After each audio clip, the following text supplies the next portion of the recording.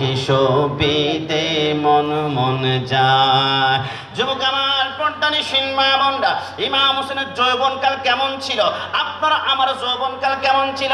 হযরত ইমাম জয়নুল আবেদিন ইমাম হোসেনের সন্তান বলে, আমার বাবা যতদিন আমি দেখতাম, আমার বাবা নামাজের পরে 1000 বার ইস্তেগফার পড়ে, ফজর নামাজের পরে 1000 বার ইস্তেগফার পড়ে, আস্তাগফিরুল্লাহ রাব্বি মিন কুল্লি যামবি ওয়া আতুবু ইলাইহি। আমি জিজ্ঞেস করলাম, হে আমার বাবা, এতবার ইস্তেগফার কেন বলেন? বলে, রহমাতুল লিল আলামিন হওয়ার পর সারা রাত ইস্তেগফার পড়তে পড়তে কদম ফুলাই ফেলে। আমি তো দিনের একমাত্র নাতি, আমি তো তার গোলাম, আমি তার উম্মত, আমি কেন ইস্তেগফার পড়ব না? এ যুবক ভাইরা, জীবনে অনেক গুনাহ করেছে, মদ পান করেছ, হারাম খেয়েছ, ইয়াবা খেয়েছ, জিনা করেছ, পাপ জুলুম করেছ, তওবা ইলাল্লাহি তাওবাতুন নাসুহা, আল্লাহর কুদরতি কদমে সিজদার মধ্যে পড়ে তওবা করো। বেশি বেশি ইস্তেগফার যখন করবেন, আপনি জিহ্বাটা পবিত্র হয়ে যাবে। আপনি আল্লাহর কাছে যা চাইবেন, আল্লাহ আপনাকে তাই দিবে। আপনি যখন বেশি বেশি ইস্তেগফার করেন, আল্লাহ আপনাকে একটা লকব দিবে, মুস্তাজাবুদ দাওয়া। মুস্তাজাবুদ দাওয়া মানে হচ্ছে আপনি যা চাইবেন তাই পাবে। ইমাম আহমদ ইবনে হাম্বল বলে, আমি হাদিস সংগ্রহ করার জন্য আমি হাঁটতে হাঁটতে একটা মসজিদে গেলাম। ইশারা নামাজ পড়ার পরে আমি বললাম, ভাই রাতের বেলা একটু ঘুমাবো, ইতিকাফের নিয়ত করেছি। বলে, না, রাতের বেলা মসজিদে থাকতে দেওয়া যাবে না। ধাক্কায় বের করে দেওয়া হলো। ইমাম আহমদ ইবনে হাম্বল বলে, আমাকে চিনতে পারে নাই, চিনতে পারলে আমার কদমের ধুলা তার চোখের সুরমা পর্যন্ত বানাই ফেলতে পারত।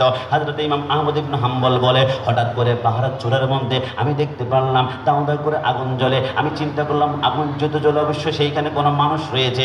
সেইখানে গেলাম, যাওয়ার পরে দেখলাম একটা বিশাল বাজার দেখা যায়। ওইখানে একজন লোক রুটি বেলে আগুনের মধ্যে রুটি বেড়ে পড়ে পড়ে সেইখানে বিক্রি করছে। আমি লোকটার কাছে বসলাম, আমি বললাম, ভাই প্রচণ্ড ঠান্ডা লাগে, আমি কি এই মুহূর্তে একটু আগুনের তাপ নিতে পারে কিনা? বলে, আগুনের মালিক হচ্ছে আল্লাহ, আমি তো দুনিয়াতে সামান্য একটু সময়ের জন্য আগুনের আপনি তাপ নিতে পারেন। আমি আগুন যখন পোয়াচ্ছিলাম, আমি দেখলাম লোকটা বসে বসে রুটি বেলছিল। আর রুটি বেলার সময় বলে, আস্তাগফিরুল্লাহ। আবার রুটি যখন পাতিলের উপরে দেয় তখন বলে, আস্তাগফিরুল্লাহ। আবার পাতিল থেকে রুটি হয়ে যাওয়ার পরে যখন চুলার থেকে তিনি ভান্ডারের মধ্যে নেয় তখন বলে, আস্তাগফিরুল্লাহ। আবার কাস্টমার যখন এসে বলে, ভাই একটা রুটি দেন না, রুটি দেওয়ার সময় বলে, আস্তাগফিরুল্লাহ। আবার রুটি বিক্রি করার পরে যে টাকাটা হাতের মধ্যে নেয় ওইটা ক্যাশের ভিতরে ঢুকানোর সময় বলে, আস্তাগফিরুল্লাহ। ইমাম আহমদ ইবনে হাম্বল বলে, আমি তো কিছুই বুঝতে পারলাম না। রুটি বলেন আস্তাগফিরুল্লাহ, চুলাই দেন আস্তাগফিরুল্লাহ, বিক্রি করেন আস্তাগফিরুল্লাহ। আবার চুলার ভিতর থেকে টাকা যখন বের করে আবার ডয়ারের ভিতরে ঢুকান, সেইখানে আপনি বলেন আস্তাগফিরুল্লাহ।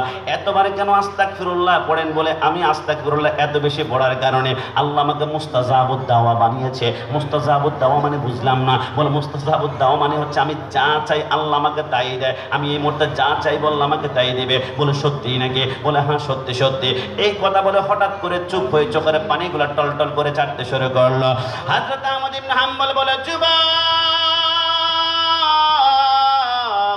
আমার বুঝে আসে না, তুমি বলো সব কবুল করে, কিন্তু হঠাৎ করে কথা বন্ধ করে চোখের পানি কেন টলটল করে ছেড়ে দিলা? ওই যুবক বলে, আল্লাহর কসম, আমি আল্লাহর কাছে যা চেয়েছি আল্লাহ তাই দিয়েছে। তবে একটা দোয়া আজকে 11টা বছর আল্লাহর দরবারে করি, এখনো পর্যন্ত আল্লাহ কবুল করলো না। কেন কবুল করলো না আমি জানি না। ওই যুবককে জিজ্ঞেস করলো, বলে, কি দোয়া করেছ?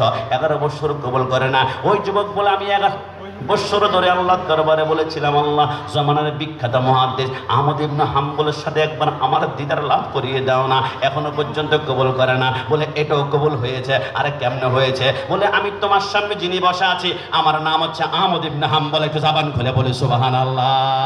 সাগর নদী আর পাহাড় বনে পাখিদের গুন গুন গুঞ্জরণে বেশি আসে ওই সমুদ্র তান, চারিদিকে শুধু আল্লাহর জয়গান। আল্লাহ মহান, আল্লাহ